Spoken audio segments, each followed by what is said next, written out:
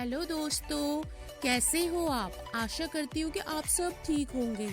तो ये वीडियो है दिल्ली यूनिवर्सिटी के एलएलबी से रिलेटेड सब्जेक्ट के ऊपर आपका क्या सिलेबस होने वाला है। ये लेटेस्ट सिलेबस है, इसको चाहे तो आप पेन कॉपी में नोट कर लीजिए अगर आपको दिल्ली यूनिवर्सिटी से रिलेटेड आपको सिलेबस चाहिए। तो टोटल मिला के 6 सेमेस्टर होते हैं, ठीक है। तो आपके फर्स्ट सेमेस्टर में ये एलएलबी के बाद वाला है, ठीक है। आप तीन साल की जब आप ग्रेजुएशन कर लेते हैं तब आप एलएलबी का जो ये सिलेबस है ये तब का है, ठीक है। ये 12वीं के बाद वाला नहीं है, उसके लिए मैं सेपरेट वीडियो बनाऊंगी। तो चलिए स्टार्ट करते हैं। सेमेस्टर 1 में है jurisprudence, legal method, Indian legal system and basic theory of law. Second है लॉ ऑफ कॉन्ट्रैक्ट। थर्ड है law of torts including motor vehicle act and consumer protection act. Next है आपका law of crimes, Indian penal code, इसको IPC भी कहते हैं, ठीक है। लॉ ऑफ कॉन्ट्रैक्ट में आप कॉन्ट्रैक्ट्स जैसे कि एग्रीमेंट्स वगैरह होते हैं उसके बारे में पढ़ेंगे। Law of torts motor vehicles के बारे में पढ़ेंगे।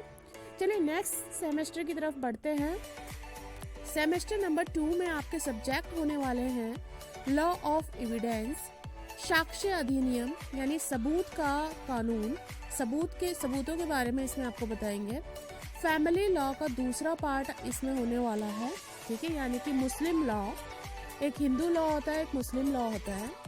नेक्स्ट है law of crimes, code of criminal procedure, ठीक है। तो law of crimes second part है इसका, ठीक है, code of criminal procedure. Next है property law, public international law, ठीक है। तो टोटल मिला के आपके हो गए 5 आपके इसमें सब्जेक्ट्स हो गए सेमेस्टर नंबर 2 में, ओके। तो इसमें आप जो है आपको मैंने बताया ये फैमिली लॉ का सेकंड पार्ट है। फैमिली लॉ में टोटल 2 पार्ट होते हैं, हिंदू लॉ और एक होता है आपका मुस्लिम लॉ। तो ये आपका माउंटेन लॉ आएगा सेमेस्टर नंबर 2 में। इस चीज़ का आप ध्यान रखें, इस चीज़ में उलझे ना, ठीक है। और कोई भी क्वारी होती है आप कमेंट सेक्शन में मुझे कमेंट कीजिए, मैं आपके डाउट्स को क्लियर करूंगी। दिल्ली यूनिवर्सिटी से रिगार्डिंग आपको नोट्स चाहिए एलएलबी के या फिर आपको कुछ और आपकी क्वारी है तो आप जरूर मुझसे पूछ सकते हैं। नेक्स्ट आपका सेमेस्टर नंबर 3 है कॉन्स्टिट्यूशनल लॉ 1। पहला पार्ट भारत का संविधान, कॉन्स्टिट्यूशनल लॉ के बारे में आप पढ़ेंगे। नेक्स्ट है आपका code of civil procedure and limitation act, इसको आप शॉर्ट में सीपीसी भी कहते हैं, ठीक है। तो इसमें आपको बताया जाएगा civil procedure and limitation act क्या है। और नेक्स्ट है आपका स्पेशल कॉन्ट्रैक्ट। तो कॉन्ट्रैक्ट नंबर पहले भी पढ़ा था आपने, इसमें आप कॉन्ट्रैक्ट 2 पढ़ेंगे। स्पेशल कॉन्ट्रैक्ट पढ़ेंगे, किस टाइप के होते हैं स्पेशल, मुख्य टाइप के संविदा किस टाइप के होते हैं। नेक्स्ट आपका होगा moot court, mock trial and internship. ये क्या होता है, ये एक तरीके का प्रैक्टिकल होता है। इसके लिए आपको अपने ग्रुप्स बनाने पड़ेंगे। इसके ऊपर मैं अलग वीडियो बनाऊंगी कि आपका प्रैक्टिकल का एग्जाम कैसा होगा। तो मूट कोर्ट के लिए आपको क्या क्या प्रिपरेशन करनी है, क्या क्या क्वेश्चंस आपको तैयार करने हैं, इसके बारे में हम बताएंगे नेक्स्ट वीडियो में। अगर आपको कोई क्वेरी हो तो आप कमेंट सेक्शन में इसके बारे में भी आप पूछ सकते हैं। तो ये था आपका सेमेस्टर नंबर 3। सेमेस्टर नंबर 3 में आपके 4 सब्जेक्ट हैं टोटल, जो कि आपने नोट कर लिए होंगे। सेमेस्टर नंबर 4 में आपके फिर दोबारा से 4 सब्जेक्ट हैं। कॉन्स्टिट्यूशनल लॉ का सेकेंड पार्ट, पहला पार्ट आप पढ़ चुके हो भारत के संविधान का। अब भारत का संविधान 2 बहुत ही इम्पोर्टेंट सब्जेक्ट है। सबसे ज़्यादा अगर जितने भी हमारे टेस्ट होते हैं यूपीएससी के या फिर कैट के, इनमें जो है कॉन्स्टिट्यूशनल लॉ में से बहुत ज़्यादा पूछा जाता है। जो ऑल इंडिया बार काउंसिल का पेपर होता है उसमें भी कॉन्स्टिट्यूशनल लॉ से बहुत कुछ आता है, तो इस सब्जेक्ट को आप ध्यान से पढ़िए। नेक्स्ट है एडमिनिस्ट्रेटिव लॉ, प्रशासनिक कानून। तीसरा है अल्टरनेट डिस्प्यूट रिजोल्यूशन, ठीक है, इसको आर्बिट्रेशन भी आप कह सकते हैं। नेक्स्ट है लेबर लॉ, ठीक है, श्रमिक कानून, जो कि हमारी लेबर यूनियन वगैरह आप देखेंगे, पढ़ेंगे इसके बारे में, ठीक है। और अल्टरनेट डिस्प्यूट में वही मैंने आपको बताया क्या होता है अल्टरनेट डिस्प्यूट, आर्बिट्रेटर वगैरह होते हैं, तो वो सब आप डिटेल में इसमें पढ़ेंगे। एडमिनिस्ट्रेटिव में न्यायपालिका, कार्यपालिका, विधायिका, इस सब के बारे में आप एडमिनिस्ट्रेटिव लॉ में पढ़ेंगे। कॉन्स्टिट्यूशनल लॉ में आप भारत के संविधान के बारे में पढ़ेंगे। नेक्स्ट है आपका सेमेस्टर नंबर 5।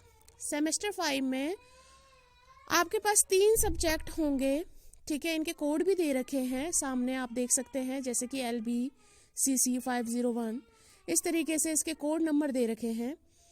पहला आपका जो सब्जेक्ट होगा वो होगा company law.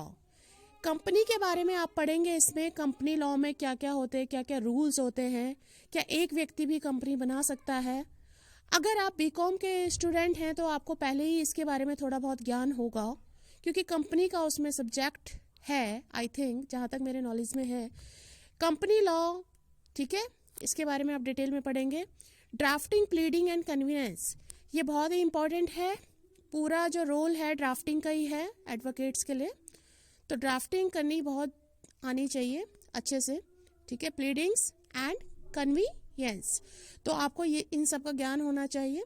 Industrial law, industrial law आपका नेक्स्ट सब्जेक्ट है, इसके बारे में आप पढ़ेंगे, ठीक है, सेमेस्टर नंबर 5 में। ड्राफ्टिंग का बहुत अच्छे से देख लेना, जो फॉर्मेट वगैरह होता है, क्योंकि फाइल्स पे हमें ड्राफ्टिंग लगानी पड़ती है, ड्राफ्टिंग बनानी पड़ती है किसी भी केस के बारे में, ठीक है। नेक्स्ट सेमेस्टर नंबर 6, ये आपका लास्ट सेमेस्टर है, ठीक है। साल में 2 सेमेस्टर होते हैं, 2, 2, 4, 2, 6, तो 3 साल में आपके 6 सेमेस्टर कंप्लीट हो जाएंगे, ठीक है। आपका सेमेस्टर नंबर 6 में पहला जो आपका पेपर होगा वो होगा आपका professional ethics and accounting system. Professional ethics को हिंदी में कहते हैं, मतलब आपको किस तरीके का इसमें बताया जाएगा कि किस तरीके का एडवोकेट होना चाहिए, ठीक है। धोखाधड़ी नहीं होनी चाहिए, ईमानदार होना चाहिए, व्यवहार कैसा होना चाहिए, ये सब आप इसमें पढ़ेंगे। एनवायरमेंटल लॉ, तो आप नाम से ही जान गए हो कि इसमें वातावरण, एनवायरमेंट कैसा होना चाहिए, एनवायरमेंट का कानून, ठीक है, इसके बारे में पढ़ेंगे। नेक्स्ट है आपका principle of taxation law. Tax, अगर आपके पास बीकॉम के स्टूडेंट हो तो आपके पास टैक्स का सब्जेक्ट रहा होगा, तो टैक्स में अलग अलग तरीके से कैलकुलेशन की जाती है। टैक्स का स्लैब क्या है, ये सब, इस सब का ज्ञान है आपको ऑलरेडी, तो आपको इस पे डिटेल में एक्सप्लेनेशन के साथ आप प्रिंसिपल ऑफ टैक्सेशन लॉ के रूप में इसमें पढ़ेंगे। एनवायरमेंटल में बहुत तरीके के, दोस्तों इस चैनल को जरूर सब्सक्राइब कर